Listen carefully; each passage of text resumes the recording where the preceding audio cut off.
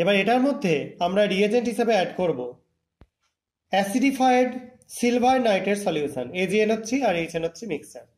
এটা শুধু silver nitrate solution হলেও চলবে, কোনো অসুবিধা নেই। এটা অ্যাড করে দিচ্ছি, সবাই খেয়াল করবে ভালো করে।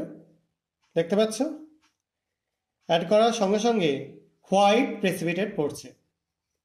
এই যে হোয়াইট প্রেসিপিটেটটা পড়ছে এটা হচ্ছে সিলভার ক্লোরাইডের। তোমাদের Cl মাইনাসের জায়গায় যদি Br মাইনাস বা I মাইনাস থাকে তাহলেও তোমরা কিভাবে এক্সপেরিমেন্ট করবে সেটা আমি তোমরা যদি চাও পরবর্তী ভিডিওতে করে দেখাবো। তো এই যে হোয়াইট প্রেসিপিটেট পড়লো এটার মধ্যে যদি তোমরা অ্যামোনিয়া সলিউশন দাও, NH4OH দাও, তাহলে দেখবে এই যে প্রেসিপিটেটটা এটা ডিজলভ হয়ে গেছে। ঠিক আছে, এই টেস্টটা তোমরা করে দেখতে পারো।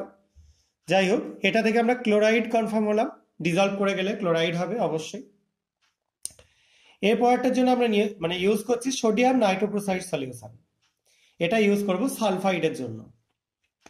দেখো নাইট্রোক্লোরাইড দেওয়াতে সালফাইডে কি কালারেশন হচ্ছে দেখতে পাচ্ছ,